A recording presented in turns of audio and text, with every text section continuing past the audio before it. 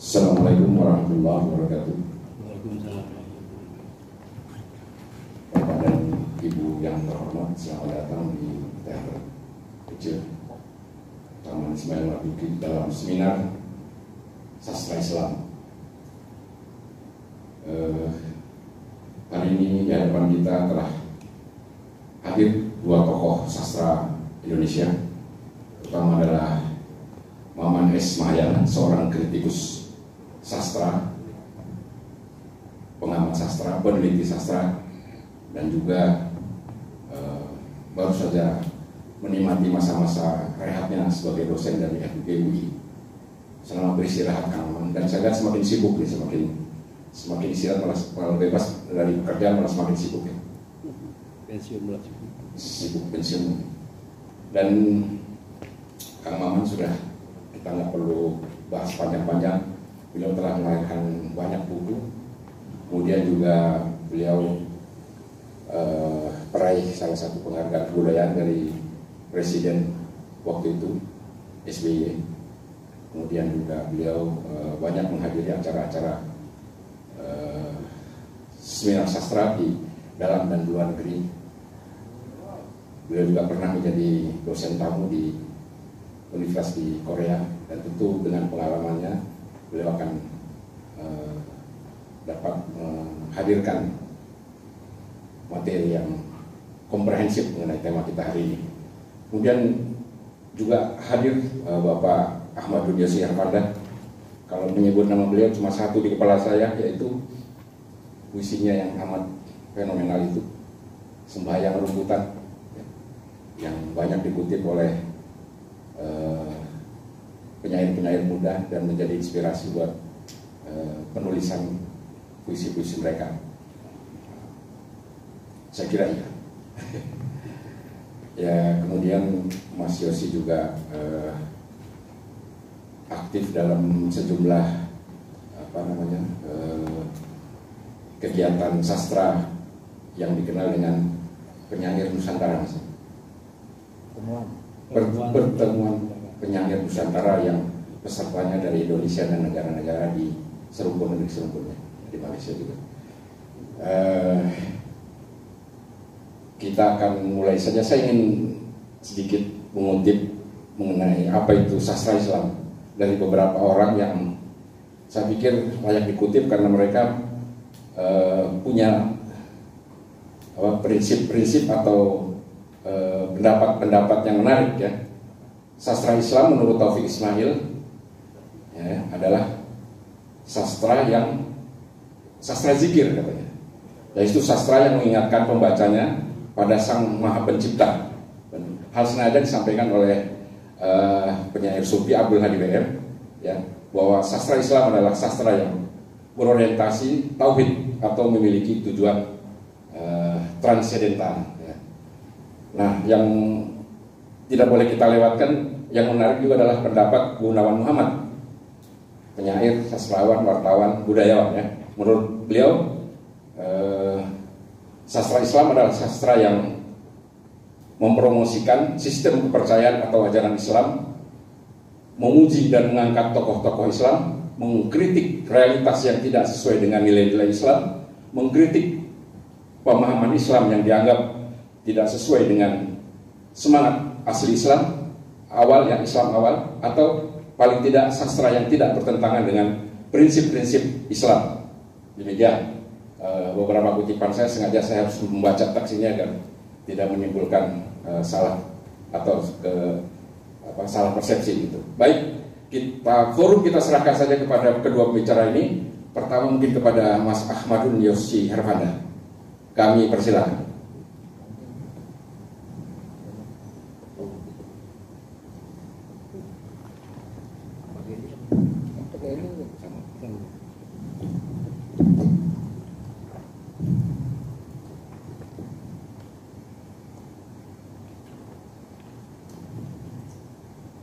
Bismillahirrahmanirrahim. Assalamualaikum warahmatullahi wabarakatuh. Para hadirin, jamaah yang menghadiri acara ini, ya, kita berdiskusi tentang sastra Islam di sini, sementara saudara-saudara kita di Cianjur sedang menderita. Sebelum kita berbincang-bincang, saya kira kita kirimkan doa, mudah-mudahan saudara-saudara kita yang meninggal akibat gempa, mudah-mudahan gempa itu semacam penyucian dosa sehingga mereka meninggal masuk surga. Dan bagi yang selamat, mudah-mudahan ditambahkan hati dan imannya akan bisa menjalani sisa hidup dengan dampak gempa dengan selamat dan sehat dan batin. Amin. Saudara sekalian, tema kita hari ini sastra Islam. Tadi sudah diawali oleh moderator dengan definisi yang cukup tegas ya, apa itu sastra Islam. Saya sejujurnya ya sepakat ya pada definisi itu. Ya begitulah sastra Islam diorientasikan ya. Tapi saya ingin berbicara lebih luas dari itu. Artinya bukan lebih banyak, tapi lebih melihat tinggai yang lebih luas, lebih lebar, yakni tentang sastra religius. Karena dengan istilah sastra religius itu artinya tidak hanya sastra Islam, tidak hanya karya sastra yang diciptakan oleh pengarang Muslim yang dianggap sastra Islam, tapi ini sastra religius, artinya karya sastra yang diciptakan oleh pengarang-pengarang non-Muslim juga kita anggap sebagai sastra religius. Misalnya kita melihat karya-karya Khalil Gibran itu kan kalau kita baca ya, itu sangat Islami ya. Sementara Khalil Gibran ada seorang non-Muslim ya, juga ya, juga sangat religius. Karena itu dengan bingkai sastra religius kita bisa berbicara lebih luas dan bisa memasukkan atau menyebutkan saudara-saudara non-Muslim dalam lingkup pembicaraan itu, dalam contoh-contoh itu. Kalian sampai hari ini kalau kita lihatnya, ini belum ada definisi yang paling pas tentang sastra religius. Ya, apalagi sastra Islam ya. Tentang sastra Islam itu masih berdebat ya. Ya antara definisi yang pengarang yang membuat definisi lagi dengan misalnya dengan teman-teman FLP Perun Karpina, itu masih terjadi diskusi yang terus menerus ya. Dan sekarang sedang berhenti diskusi itu ya. Saya ingin mengatakan bahwa sastra religius adalah sastra, ada karya sastra, prosa maupun puisi yang memancarkan semangat untuk setia pada hati nurani serta sifat-sifat dan kehendak yang maha agung. Ya, jadi karya sastra yang menunjukkan semangat untuk bersetia dengan hati nurani ya, itu dapat dikatakan Islami atau religius. Ya, religius boleh disebut pula sebagai Islami, bukan Islami. Sifatnya sesuai dengan ajaran Islam, dengan cita rasa Islam, nah, itu Islami. Itu lebih luas daripada sastra Islam. Sifatnya Islami. Jadi tiap pada sastra religius adalah sastra yang memancarkan semangat bersetia pada hati nurani serta sifat-sifat kehendak yang maha agung. Karena itu sastra yang mengkhianati hati nurani itu dianggap tidak Islami. Semakin demikian bisa memancar dari karya sastra seorang sastrawan Muslim maupun non-Muslim seperti Muhammad Iqbal, Ibnu Arabi, Jalaluddin Rumi, Rabi'ah Adawiyah, Khalil Gibran, Raja Ali Haji dan Amir Hamzah. Ya, kalau kita sebut banyak kali, ya sebenarnya sangat banyak sastrawan Indonesia yang karya-karya Islami meskipun tidak menyebutnya sebagai sastra Islam. Ya, kadang-kadang sebutan sastra Islam dianggap membatasi, ya, dan dianggap menimbulkan resistensi, karena itu mereka tidak mau menyebut, ya, sastra Islam. Ya. Yang penting Islami, dan yang penting tujuan penciptaannya adalah untuk mencerahkan bacanya, mencerahkan nurani bacanya. Semangat religius adalah semangat sastra yang paling fitrah. Kalau kita lihat,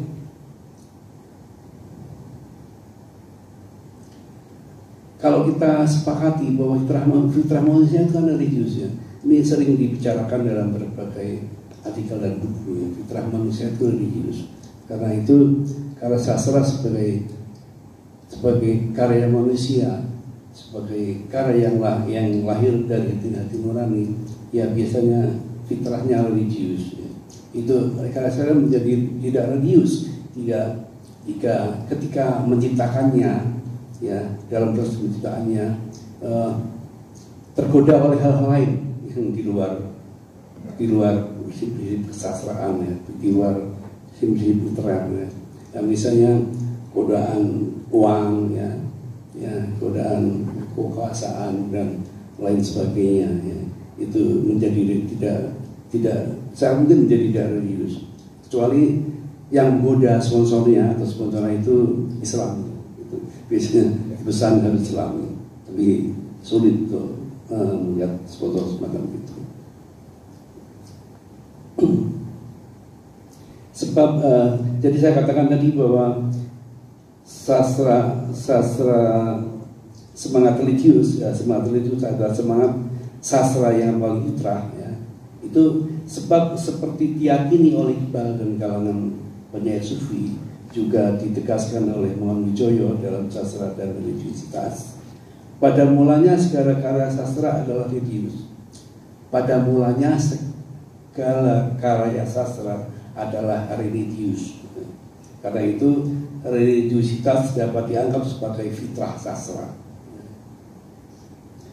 Berdasarkan esensi atas, maka karya sastra yang religius dapat dipandang sebagai karya sastra yang mencoba untuk tetap bertahan pada fitrahnya di tengah narasi besar sastra sekuler dewasa ini. Dengan demikian, sastra religius dapat dianggap sebagai salah satu upaya resistensi terhadap arus deregiliusitasi, arus yang tidak religiusnya, arus yang tidak religius. Peradaban manusia. Jadi semangat peradaban manusia yang tidak religius, yang sekuler itu dilawan oleh sastra religius.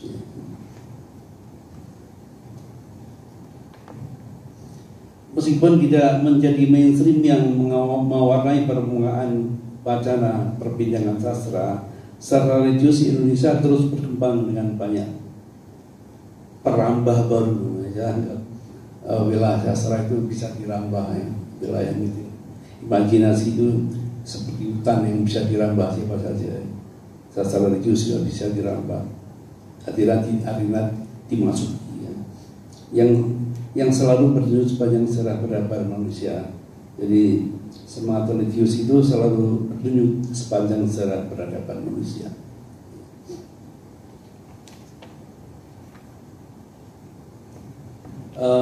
Di Indonesia, ya, kita bisa lihat setelah Hamzah Fansuri, Raja Ali Haji dan Amir Hamzah, ini kita lihat ketikanya dianggap sudah memenuhi masa lalu, kemudian disusul oleh Abdullah WM, muncul sebagai tonggak terkuat sastra religius Indonesia.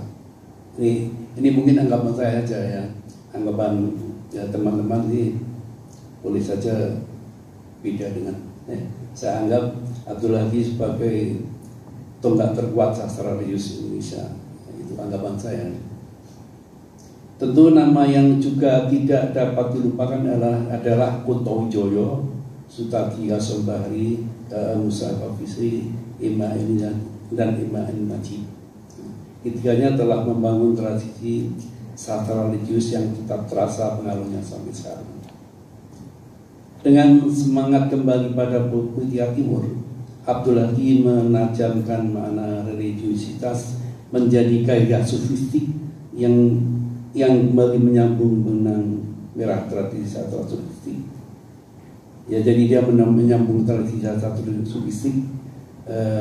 Mungkin kalau kita perluas wilayahnya, sejak Al-Halat, sejak Jalaluddin Rumi, Rabi Ahdawiyah, ya, kemudian di Indonesia muncul Hamzah Fansuri dan Amir Hamzah.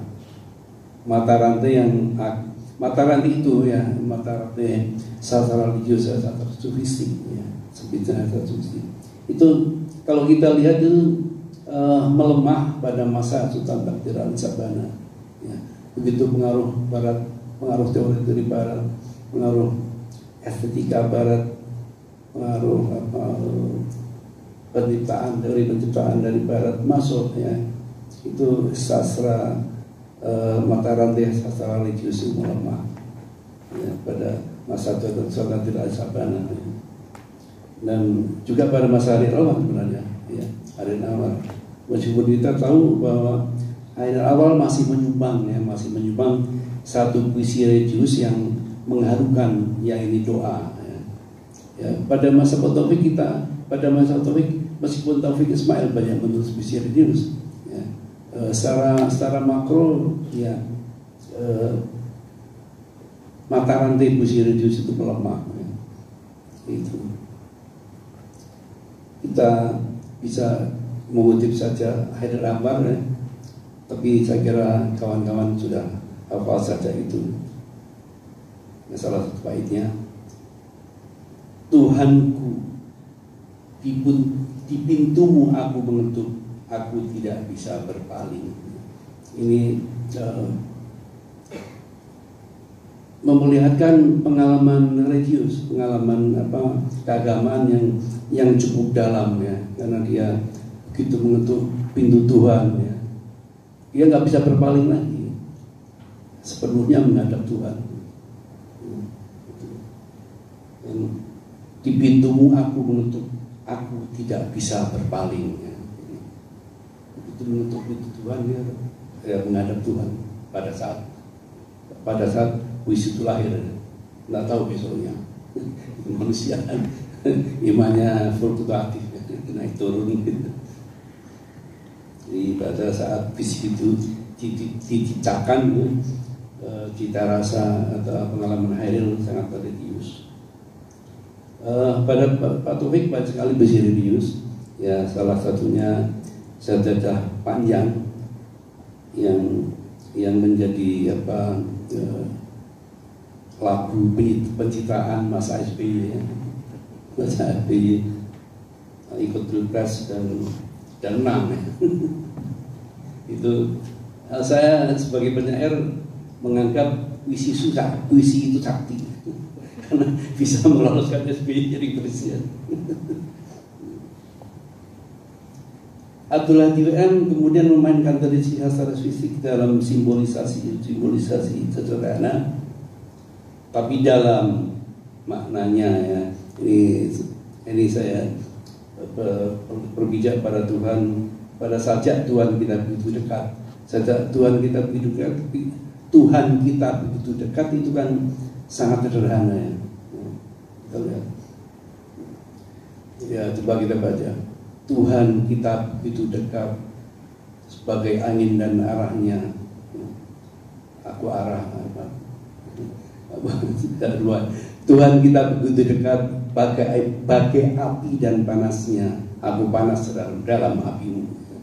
Itu salah satu baitnya. Itu kan sederhana sekali, ya.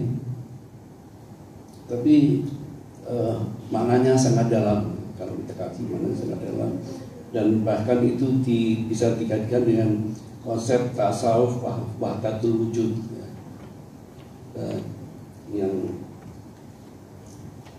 Yang konsepnya itu kalau dalam bahasa Jawa manunggaling kaul gusti, ya, persatunya kawula dan Gusti ya, itu dalam itu bahasa simboliknya, tidak berarti Tuhan dan makhluknya bersatu gitu.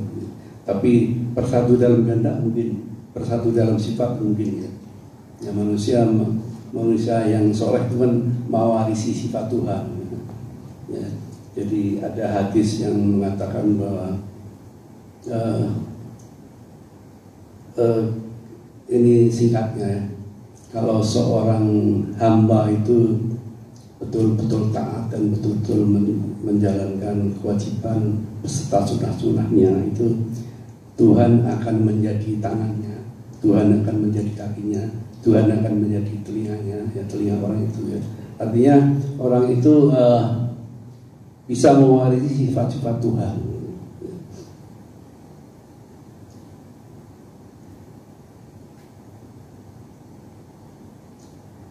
Nah, kita melompat saja ya.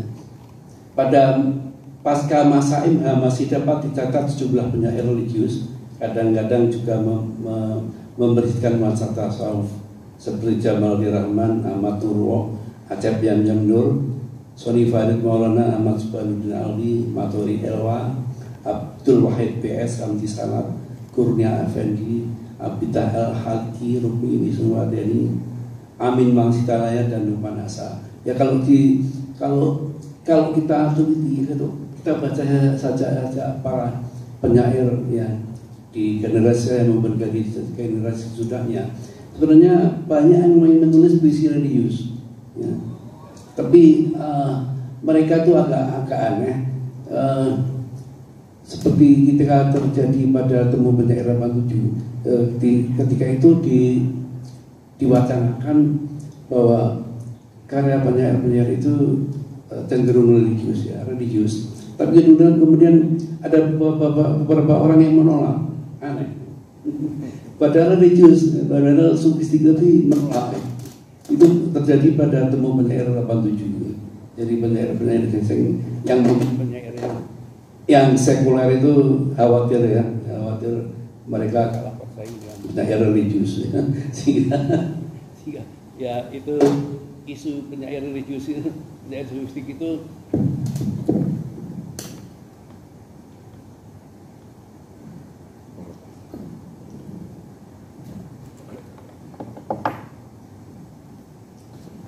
ganti mikrofon. Jadi khawatir kalau penyair religius itu menyaingi ya penyair sekuler. Ini para penyair sekuler itu menafikan kecenderungan religius para penyair teman-temannya gitu. Itu terjadi pada tahun 87 pada temu penyair 87 yang ya saya hadir kebetulan. Kuratornya itu Abdul Hadi WM, Sultan Kalsum Bahari dan lain-lain. Itu ramai ketika itu.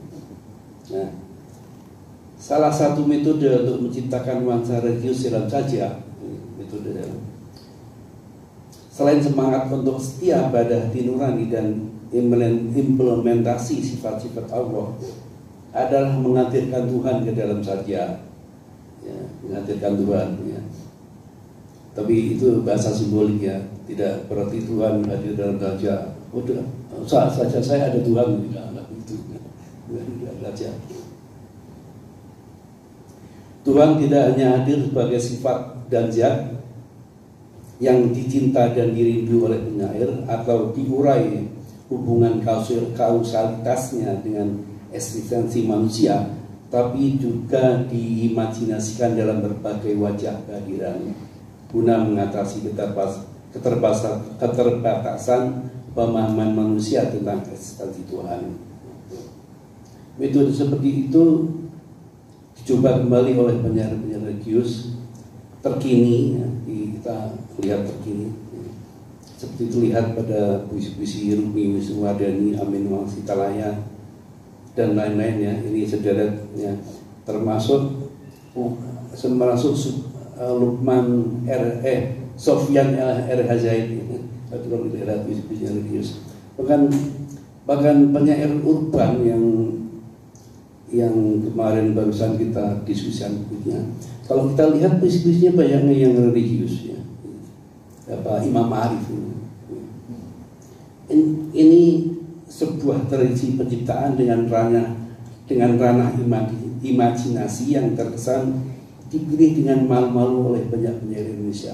Dari ranah imajinasi itu sepertinya dipilih dengan malu-malu, nggak mau mengakui, tapi kalau tidak ya begitulah dengan malu-malu begini. Karena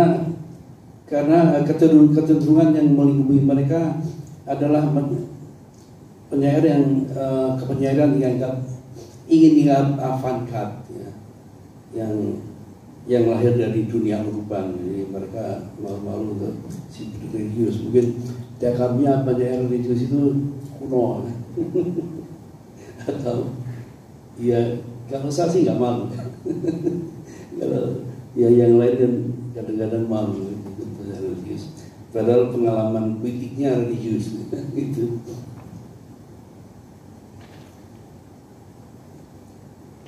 Nah, ini penyair urban Imam Arif dan saja tanpa judulnya, dan Yosef Rizal Manuel dengan di tengah-tengah di antara puisi umurnya juga sekarang banyak menulis puisi religius, lepas dari kualitas puisinya kayak apa ya, itu banyak menulis puisi religiusnya. Mudah-mudahan puisi-puisi religiusnya lahir dari praktek religius ya, dari pengalaman religius. Ya, mudah-mudahan ya konsistensi antara penyair dan karya. Ya, banyak menulis puisi religius yang mendalam. Bahkan dalam antologi banyak penyair-penyair sekarang yang mudah-mudahan itu menulis puisi religius. Dalam antologi puisi berbagi pikirnya yang diterbitkan oleh Rebung ya, yang dikombinasi oleh Nana Ernawati, di semua penyair menulis puisi religius. Nah ini kebetulan karena penyairnya diminta kirim puisi religius, ada 35 penyair perempuan. Ya nggak tahu kalau nggak diminta, karena diminta ya mengirim puisi religius.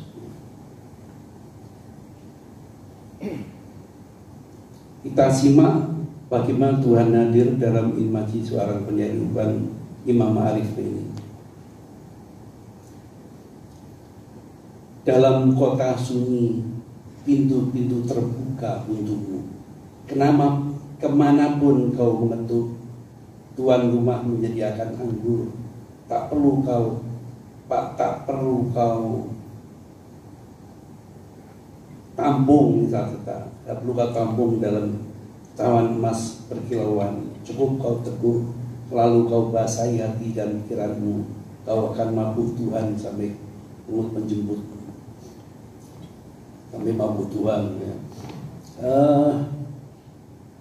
Saya tertarik pada kata-kata mabuk Tuhan. Ini dalam tasawuf ini termasuk apa istilahnya, sampai ke jalan fana.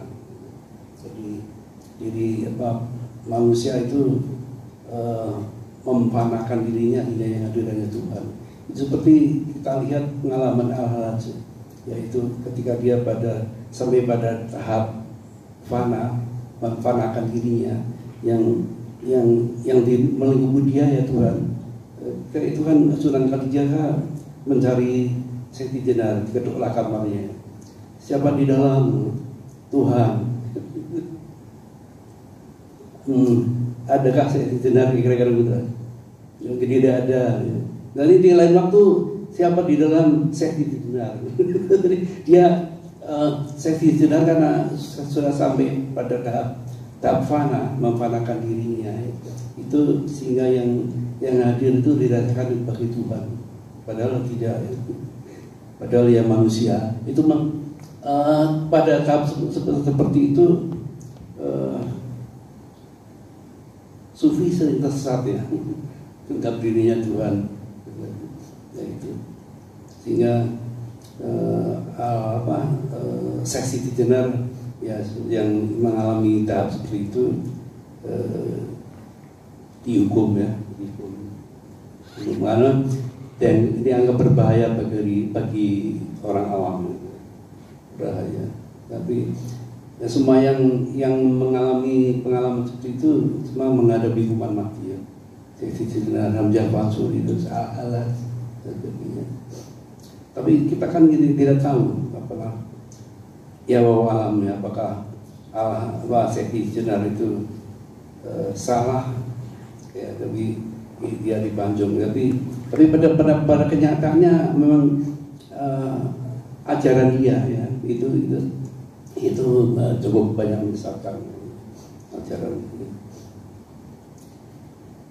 Memang ini lain lagi, memang narasi besar narasi perbesar Indonesia saat ini setidaknya yang tampak di permukaan adalah saja dengan imaji-imaji profan dan dipenuhi benda-benda dari keseharian masyarakat urban bersama teori-teori sastra urbannya. Namun agaknya tarikan fitrah religius yang penyair tetap mengajak proses penciptaan mereka ke danau religiusitas yang sejak dulu memang menjadi fitrah sastra. Ini saya ingin mengambil contoh puisi-puisi penyair yang sebagian besar hampir semua puisinya itu religius bahkan sufistik. Ini salah satu penyair yang paling tegas memilih mainstream isi religius ada Lukman Asa ya. Lukman Asa dulu sering puisinya sering mati di Republika ya, tapi sekarang agak menghilang ya. Mungkin jadi suci beneran ya. Yuhud ya. Nggak perlu publisitas ya. Iya mungkin ya, tapi mudah-mudahan tidak jadi korban gempa karena rumah dia dekat Cianjur. Mudah-mudahan. Ini hampir semua sajanya yang terkumpul dalam beberapa kumpulan puisinya kental religiusitas bahan sofistik, kekaguman dan keterpesonaan pada sang pencipta Al-Khaliq. Tidak hanya membuatnya mampu dalam rasa cinta pada Tuhan, tapi juga menyadarkan kefanaan dan ketakberdayaan sebagai manusia. Ini banyak contoh puisinya. Ini saya kutip antara Tafakur Daun nih, baca-baca ya. Ini.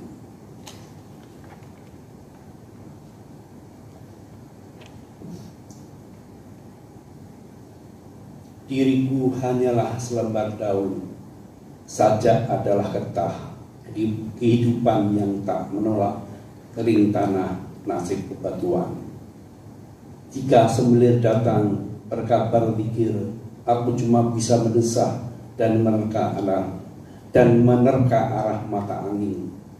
Diriku sanggup mengenang hujan, menjawab tatapan matahari. Keringat langit pun kuterima semenjak aku pucuk di takdirnya. Jika ada semut yang tualang di tubuhku, kubiarkan ia menyelami pori-poriku yang sembahyang.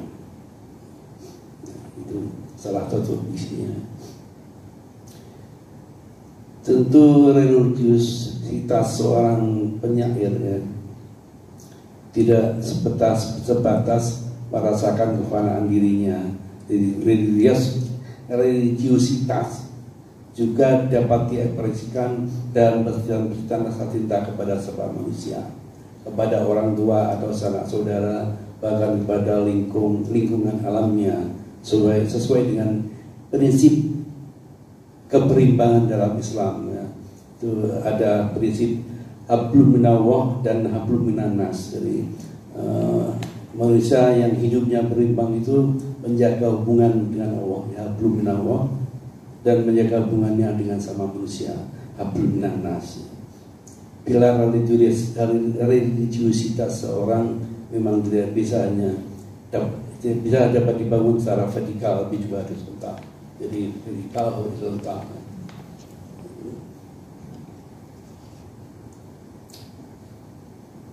Nah, ini salah satu pilar horizontal begitu dalam. Ini ditujukan Lukman Asa dengan pada rasa cinta pada seorang ibu ya. Ini juga puisi-puisi lain juga banyak mengisyaratkan hablum minan nas, selain hablum minallah tadi ya.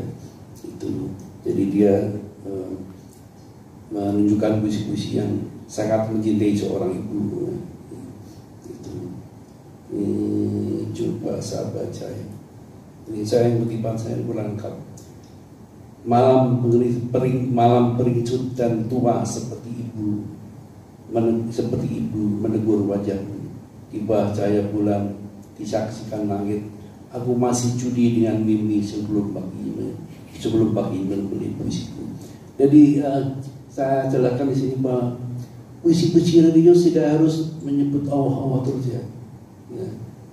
Tapi juga menggambarkan, mengimajinkan hubungan yang serasi manusia dengan lingkungan ya, dalam religius ya, dengan hubungan yang serasi dengan seorang ibu atau yang serasi dengan ya keserasian, namanya keserasian hubungan dengan lingkungan.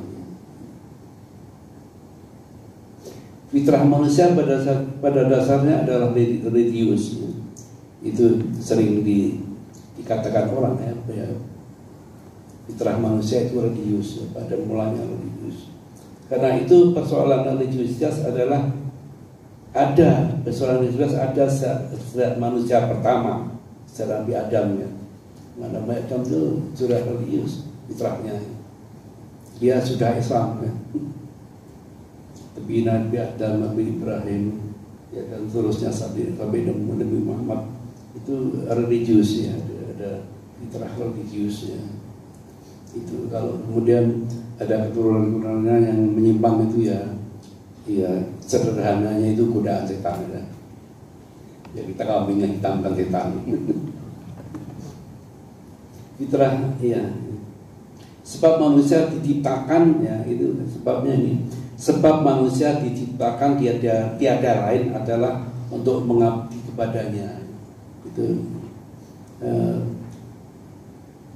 ada Al-Quran, wa ma khalaqnal jinna wal insana illa liya'budun. Allah itu berkata, menciptakan manusia dan jin itu hanyalah untuk menyembah padaku. Itu. Jadi yang kemudian tidak menyembah itu ya alasannya karena tergoda. Tidak tahan godaan. Misi ini pula yang dibawa utusan Allah sejak Adam AS sampai Rasul terakhir Muhammad SAW. Persoalan religiusitas menjadi kompleks dan penuh tantangan ketika iblis menolak bersujud pada Adam, dan Adam diturunkan ke bumi karena dosanya akibat tergoda iblis.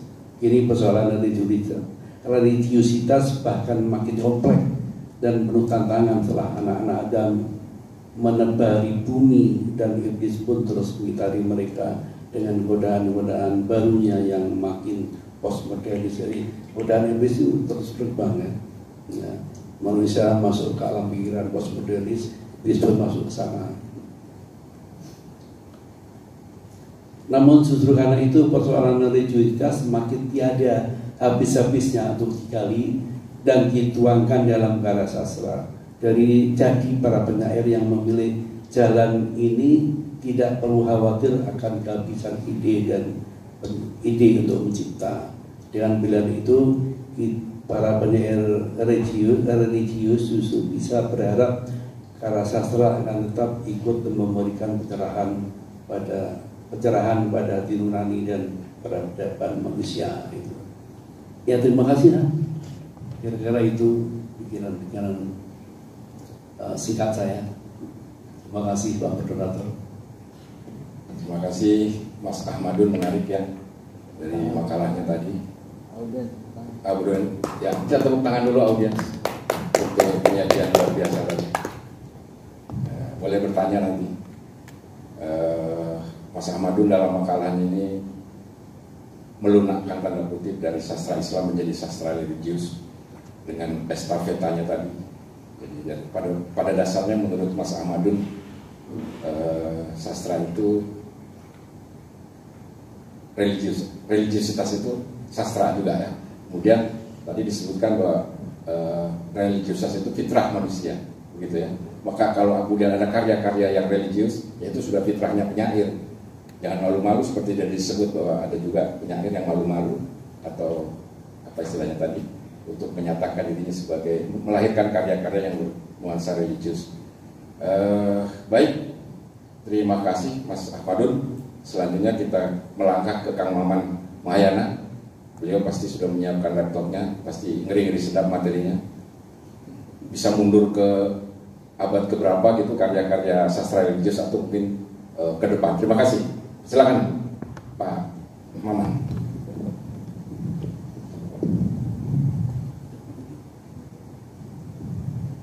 Bismillahirrahmanirrahim. Assalamualaikum warahmatullahi wabarakatuh. Waalaikumsalam warahmatullahi wabarakatuh. Terima kasih kehadiran Bapak Ibu di acara ini yang begitu padat. Kelihatannya tema ini memang sangat menarik sehingga para peserta membludak sampai ke pinggir-pinggir Selasan. Terima kasih atas semua itu. Tadi disebutkan oleh Mas Ahmadun tentang bagaimana konsep sastra Islam yang agak bermasalah, yang kemudian dia lebih meluaskan makna itu menjadi konsep sastra religius. Buat saya pertanyaannya adalah, apa betul di Indonesia ini ada sastra Islam? Bagaimana kita mendeteksi ekspresi Islami yang disampaikan oleh Denarto dengan Nafis misalnya, atau Ahmad Tohari dengan Umar Khayyam, atau dengan Fuduli Jaini, atau dengan Taufik Ikram Jamil yang Melayu. Ini saya kira problem konsep sastra Islam di Indonesia, karena tidak bisa kita menyamaratakan bahwa semuanya itu sastra Islam tanpa melepaskan dari akar budaya yang telah melahirkannya.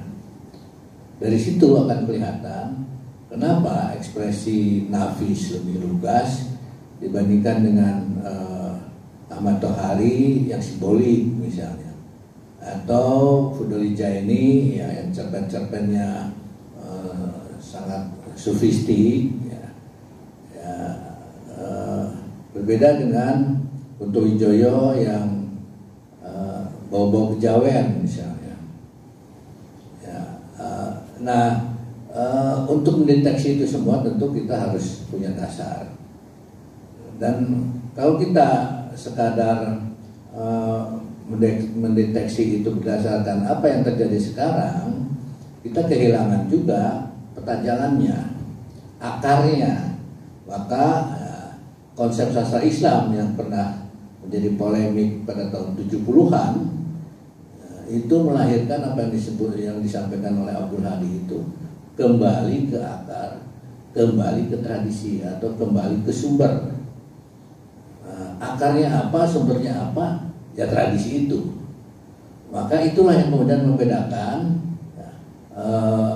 Fahrunas dengan Fahrunas atau Taufik Ikram Jamil yang Melayu ya, dengan misalnya Denarto atau MH ya, yang Jawa, yang pesantren.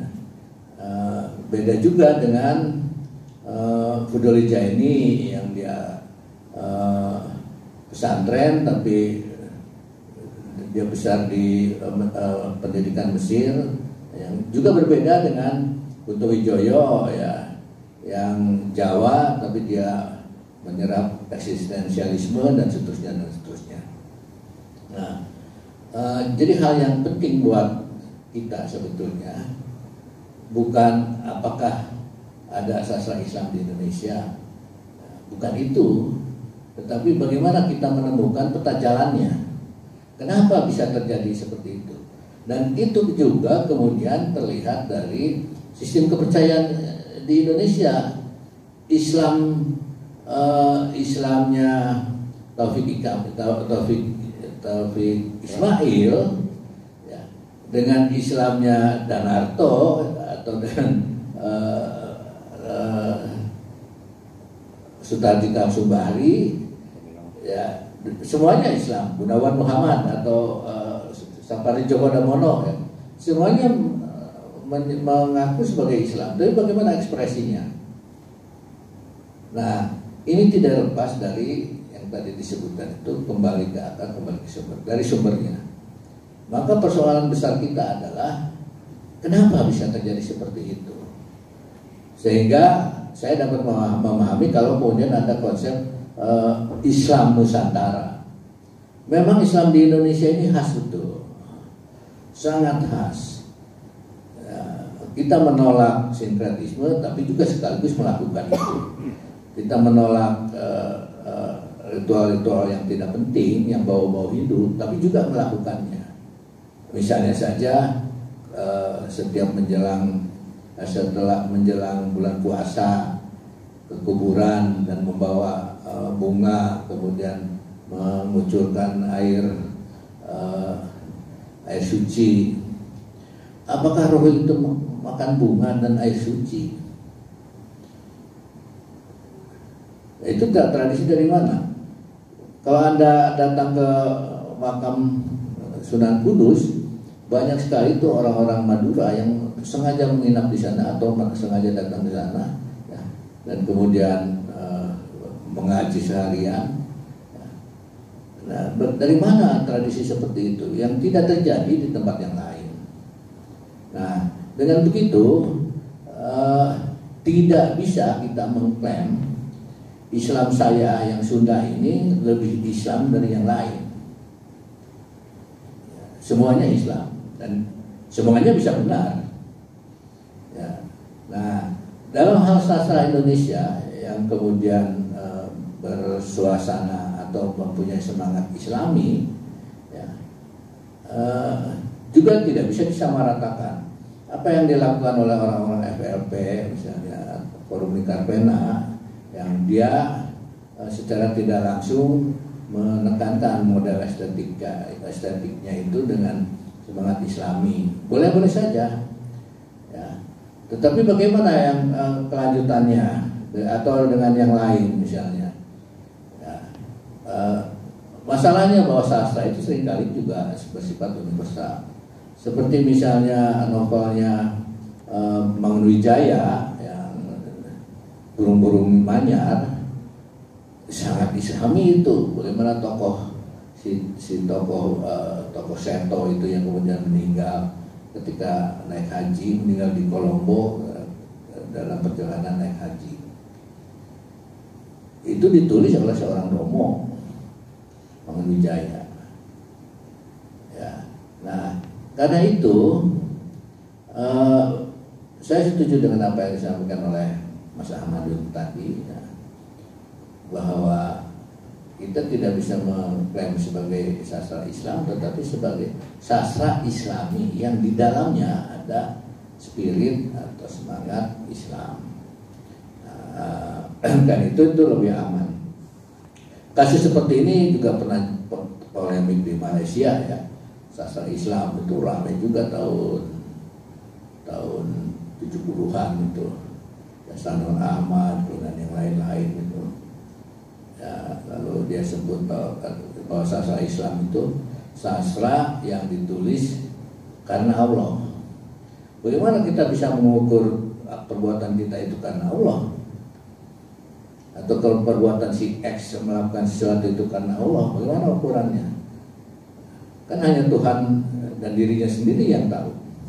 Nah, inilah sebabnya saya mencoba menarik persoalan ini ke akar dan sumbernya. Nah, tujuannya supaya kita tahu peta jalannya. Oh, jadi asal usulnya begini. Nah, dan inilah yang kemudian menjadi bukan hanya karakteristik sastra Indonesia, tapi karakteristik bangsa ini. Karakteristik bangsa Indonesia ini. Nah, itu kelihatan dari yang pertama misalnya ketika India datang ya, membawa sistem pemerintahan agama Hindu dan aksara, ya, maka bermunculanlah kerajaan-kerajaan Hindu. Tapi di sana kemudian kerajaan Hindu juga menghormati ketika Buddha datang, maka Candi Borobudur yang dibangun oleh Raja Hindu itu dipersembahkan untuk upacara orang Buddha. Maka di atasnya itu ada stupa Buddha. Nah, yang bangun Hindu. Sebelahnya juga Candi Mendut gitu ya. Nah, oleh karena itu juga kalau kita melihat jalan seperti ini, maka persoalan toleransi sebetulnya sudah selesai sejak zaman entah kapan. Sejak zaman Cindil Abang itu sudah selesai. Kalau sekarang orang bicara soal toleransi, ya bacalah sejarah. Nah, disitulah pentingnya kita melihat peta jalan tadi. Nah, peta jalan sastra Indonesia juga berkaitan dengan persoalan itu.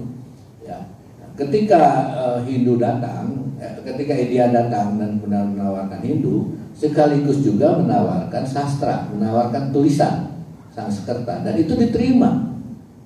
Maka kemudian muncullah karya-karya yang di belakangnya ada semangat Hinduisme, ya, seperti Ramayana dan Mahabharata itu dua epos yang paling dahsyat itu jelas Hindu. Tetapi orang Jawa, boleh tanya orang Jawa, termasuk Mas Ahmadun, mustahil dia belum baca itu. Kenapa? Karena dua epos itu menjadi bagian dari kehidupan mereka, kehidupan orang Jawa. Padahal itu Hindu, dan dia tidak melihat lagi bahwa itu Hindu. Pokoknya ini sebuah mahakarya yang menarik, yang bagus, yang menginspirasi, yang memberi teladan dan seterusnya. Diserap saja, diserap begitu saja. Dia tidak melihat bahwa itu datang dari India sebagai representasi Hindu. Nah, epos Ramayana dan Mahabharata ya, ke Sumatera itu kurang begitu kuat pengaruhnya. Meskipun belakangan tentu para penyair Sumatera membaca dua epos itu. Pertanyaannya, kenapa begitu?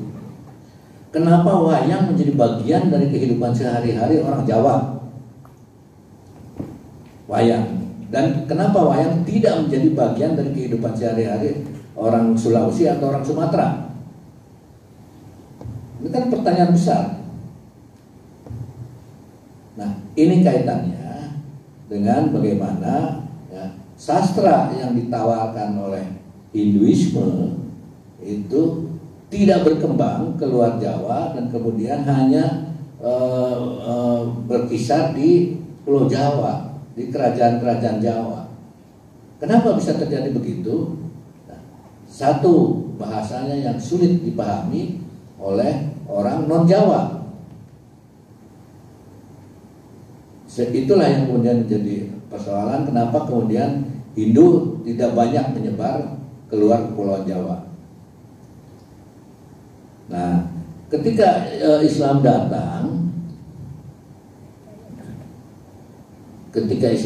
itu Islam memanfaatkan bahasa Melayu yang sudah menyebar kemana-mana, sehingga bahasanya sudah diterima, tinggal soal aksaranya yang kemudian diperkenalkan oleh Hamzah Fatsuri, huruf Jawi. Yang huruf Jawi itu menggunakan huruf Arab, bahasanya bahasa Melayu, sehingga mudah diterima oleh masyarakat di wilayah Nusantara. Inilah salah satu alasan kenapa kemudian Islam mudah menyebar ke wilayah Nusantara dibandingkan dengan Hindu.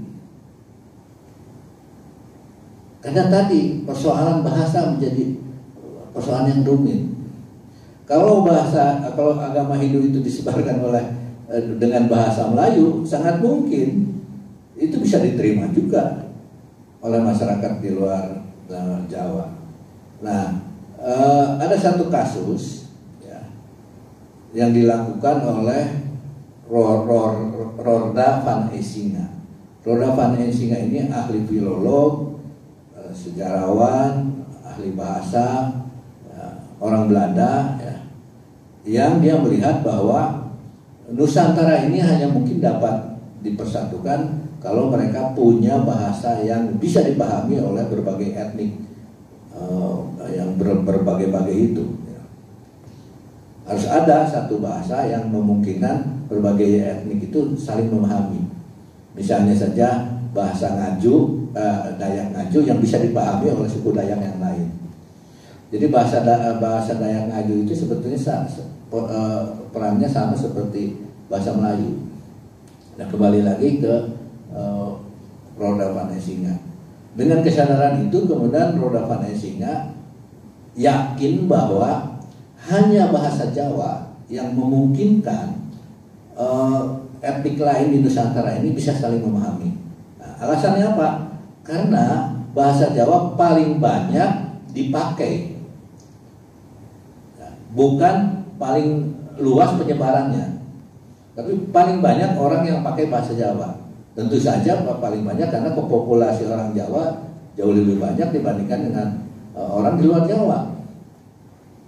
Nah, dengan kesadaran itu dia coba mengembangkan bahasa Jawa, lalu berdirilah Institut Bahasa Jawa di Solo. Dan di situ kemudian diajarkan bagaimana bahasa Jawa itu disebarkan ke penduduk, bagaimana cara pengajaran dan sebagainya. Tapi gagal karena bahasa Jawa itu sulit. Landak usuknya sama juga seperti bahasa Sunda, ya. Bahasa Sunda untuk urusan makan aja ada lebih dari 10 kata yang sama yang artinya makan. Ya, silahkan tuang, silahkan nenda. Nah, sama juga makan. Siapa jajablo gue, nyatu enggak gue teh. Nah, itu yang paling kasar. Nah, Jawa lebih rumit lagi untuk usuknya. Stratifikasi sosial bahasanya itu sangat rumit. Gagallah penyebaran bahasa Jawa. Nah, lalu dia berkeliling ke wilayah Nusantara, ternyata banyak orang yang ya, walaupun tidak dia pakai bahasa ibu, tapi dia tahu bahasa Melayu. Inilah kemudian jadi alasan Roorda van Esinga menerbitkan satu majalah, surat kabar terbit bulanan. Jadi surat kabar itu terbit 1 bulan sekali. Terbitnya di Rotterdam, menggunakan bahasa Melayu dalam, menurut dia bahasa Melayu dalam itu bahasa Melayu istana. Ya, karena dengan bahasa Melayu dalam itulah maka bahasa Melayu yang lebih baik akan terpelihara. Tapi persoalannya, ya, Roorda van Esinga ini orang Belanda yang dia menggunakan cara berpikir Belanda, tata bahasanya tata bahasa Belanda, maka muncullah ejaan bahasa Melayu yang sangat dipengaruhi oleh ejaan bahasa Belanda. Maka muncullah tuh ada mata kuliah namanya PLO. Jadi kalau Anda kuliah di Fakultas Ilmu Pengetahuan Budaya atau Fakultas Sastra, Anda akan semester awal itu kuliah PLO, pengantar linguistik OM. Ya, umum betul. Nah, OE itu Belanda, DJ Jakarta kan.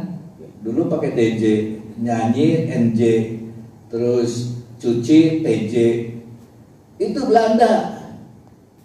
Nah, sudah ejaannya menggunakan mengadopsi ejaan Belanda, orang Belanda sendiri nggak ngerti, nggak menguasai bahasa Belanda. Beda dengan bahasa Inggris, dengan orang Inggris. Orang Inggris minta tolong sama Abdullah Munshi, yang memang dia ahli bahasa. Nah, Belanda tidak minta tolong sama Raja Ali Haji. Tapi suka-suka dia, maka kemudian muncullah ejaan Van Opposen. Nah, kembali lagi ke peta awal tadi, ya. Inilah sebabnya ya, perkembangan kesusastraan di Indonesia, di Nusantara sebetulnya itu dimulai dari perkembangan syair-syair yang ditulis oleh para ulama.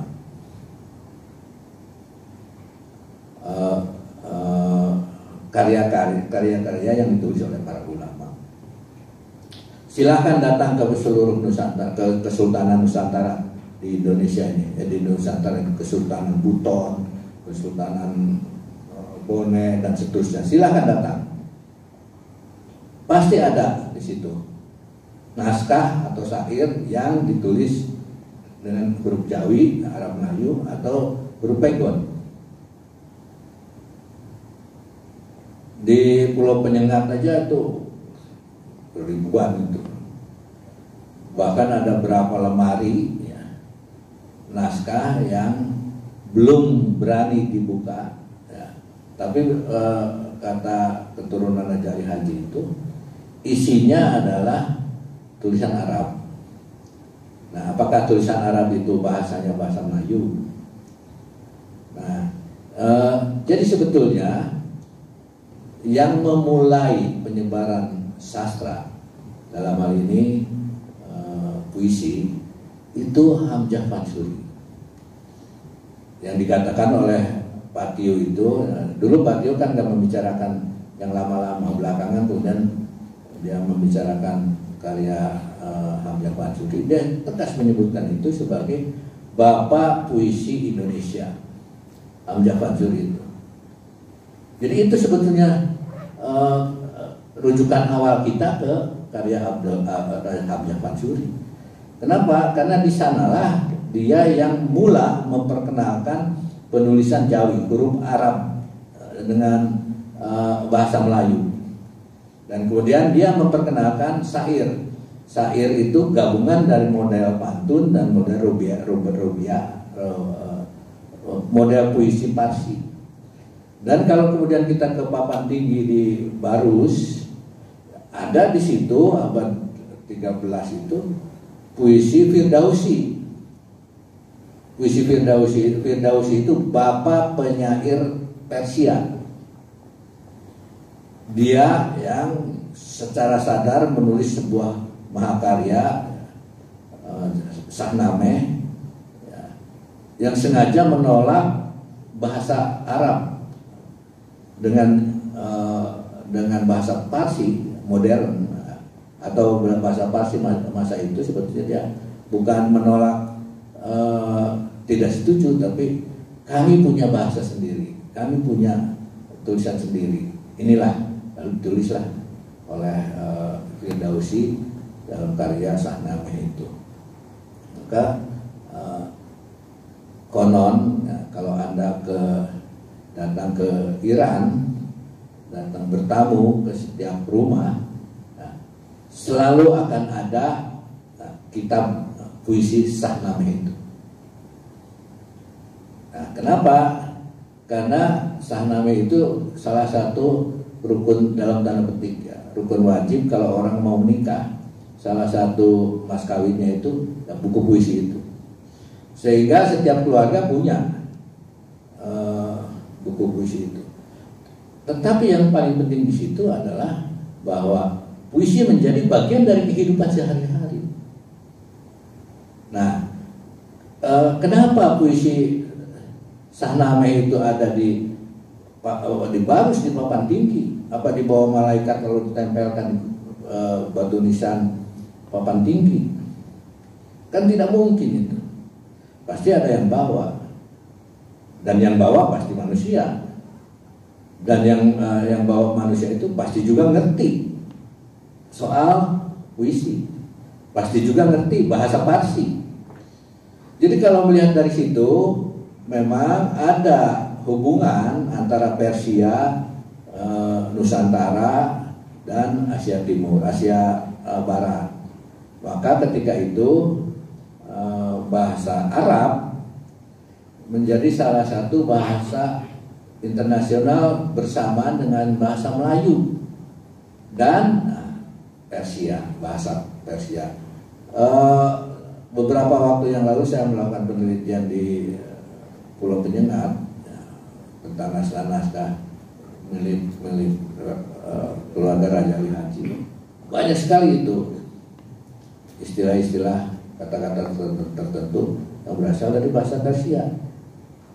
Jadi ya sudah sejak lama hubungan dengan Persia itu, dan hubungannya itu bukan hubungan jual beli lombok atau jual beli kacang goreng atau jual beli bawang. Pastilah ada persoalan dengan ideologi, dengan pemikiran, dengan sastra. Maka Hamzah Tuan Suri di dalam karyanya itu disebutkan bahwa tulisan ini, buku ini ditulis dengan huruf Jawi agar mereka yang tidak ngerti bahasa Arab dan bahasa Parsi bisa memahami karya ini. Nah, kemudian dari situlah menyebar syair-syair yang ditulis dalam bahasa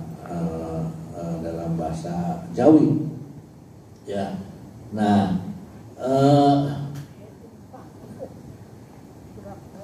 ketika Eropa datang, nah, ini beda juga. Inggris datang dan Belanda datang. Pertama, Belanda datang ke Indonesia itu dengan kesadaran sebagai bangsa yang kecil, tapi selalu dihantui oleh kecemasan, tahu bahwa dia itu sebetulnya negara kerdil. Beda dengan Inggris. Inggris datang ke Semenanjung itu dengan kepercayaan diri sebagai negara besar. Maka bangsa ini selalu dibohongi terus. Salah satu caranya adalah memutus hubungan, tadi disampaikan oleh Mas Ahmadun, ya, mata rantainya itu tradisi penulisan huruf Jawi ke penulisan Latin. Tetapi tradisi penulisan huruf Jawi ini tidak hilang. Dia tetap bertahan di pesantren-pesantren, di Semenanjung Melayu, ya. Di Pulau Jawa orang kemudian menggunakan menggunakan bahasa Melayu dengan huruf Latin. Dan karena diperkenalkan oleh orang Belanda yang nggak ngerti bahasa Melayu, maka ejaannya, cara pengucapannya dan sebagainya amburadul. Maka lahirlah kemudian ditiru oleh orang-orang Tionghoa, lahirlah kemudian bahasa Melayu peranakan Tionghoa. Termasuk diantaranya, ya saya masih menduga-duga, ya, dialek Betawi dari sana sebetulnya. Nah, beda dengan apa yang terjadi di Semenanjung. Di Semenanjung itu ada tradisi litografi, jadi tradisi cetak huruf dan tradisi cetak batu. Cetak huruf itu hurufnya pakai cetakan, dan huruf batu, cetak batu itu seperti cetakan, seperti cap gitu. Nah, salah satu diantaranya adalah majalah Cermin Mata yang terbit di Semenanjung. Salah satu diantaranya itu tulisan Abdullah Musi di situ, banyak dimuatnya. Itu cetak batu. Tetapi hikayat pelayaran Abdullah ke Jeddah itu cetak huruf, dimulai terbitkan tahun 1834. Nah, ejaannya terpelihara, bentuk penulisannya terpelihara, cara pengucapannya terpelihara. Ini yang kemudian dijadikan dasar oleh Raja Ali Haji untuk membuat ejaan. Nah, ini beda dengan Belanda yang membuat ejaan. Nah, rujukannya pada ejaan bahasa Belanda, maka terjadilah kekacauan OE tadi, DJ tadi, TJ, NY dan seterusnya itu. Nah, kalau melihat peta jalan seperti itu, maka kita dapat memahami kenapa ekspresi Kunto Wijoyo yang eksistensialis, tapi juga sangat Jawa ya, di dalam khutbah di atas bukit itu ya, berbeda dengan eksistensialismenya Iwan Simatupang, atau bagaimana ekspresi panteistiknya Kunto Wijoyo, bukan Kunto Wijoyo, Danarto. Tetapi dalam beberapa lainnya juga dia sadar dengan menampilkan tokoh. Ada salah satu cerpennya itu judulnya Lempengan-lempengan Cahaya. Nah, tokohnya itu Al-Fatihah, jelas sekali itu. Tapi kemudian kesininya ya, tokoh itu berkeliling kemana-mana dan seterusnya. Kira-kira itulah. Tapi kembali lagi ya, dengan adanya perbedaan etnik, perbedaan latar belakang budaya, perbedaan akar budaya dan seterusnya tadi, maka kita tidak bisa menyamakan begitu saja bahwa sastra Islam A dan sastra Islam B atau sastra Islami yang disampaikan oleh X dan Z ini sama. Tidak bisa seperti itu. Tidak bisa menerapkan generalisasi seperti itu. Karena itu agak sulit untuk menerapkan adakah sastra Islam di Indonesia. Itulah sebabnya saya menghindar betul bahwa sesungguhnya sastra Islam di Indonesia itu tidak ada. Yang ada adalah sastra Islami yang semangat dan spiritnya adalah semangat Islam.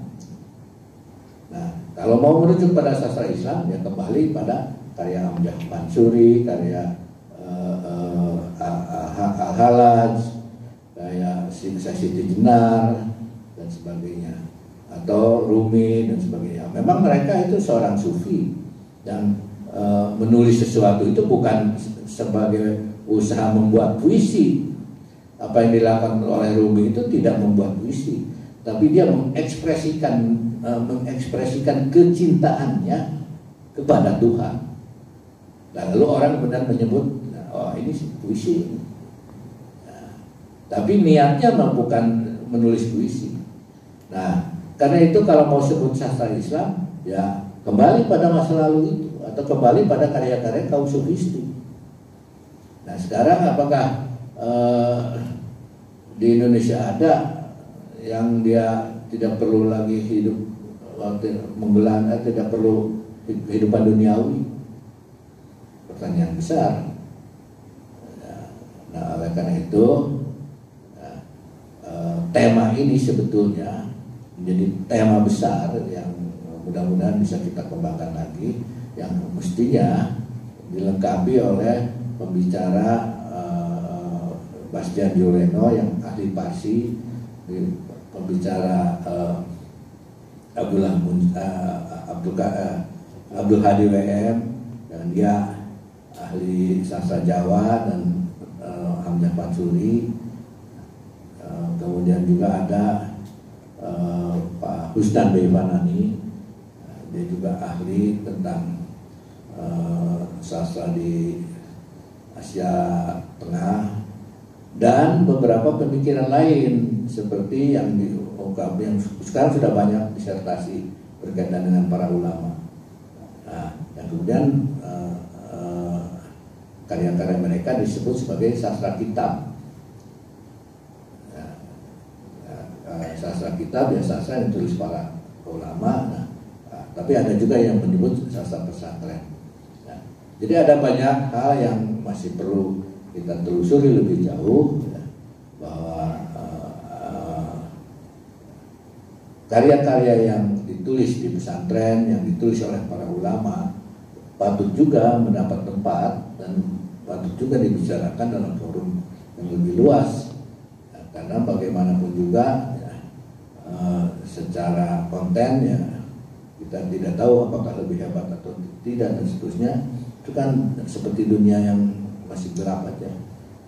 Tapi forum tema sastra Islam ini harusnya juga menyentuh pada pemikiran para ulama yang ditulis dalam kitab-kitab dan kehidupan sastra yang hidup di pesantren. Saya kira itu. Terima kasih. Assalamualaikum warahmatullahi wabarakatuh. Waalaikumsalam warahmatullahi wabarakatuh. Kita tepuk tangan. Luar biasa. Jadi peta jalannya sangat panjang, berliku, dan ternyata endingnya oleh Kang Maman masih mempertanyakan dan menyoal ternyata sastra Islam itu masih panjang, harus dibicarakan dengan mengundang sejumlah tokoh-tokoh besar tadi. Mudah-mudahan diskusi ini menjadi pemantik ya untuk menghadirkan seminar atau acara-acara yang lebih besar dengan menghadirkan tokoh-tokoh yang lebih komprehensif begitu. Kira-kira begitu Kang Maman. Baik, ada pertanyaan?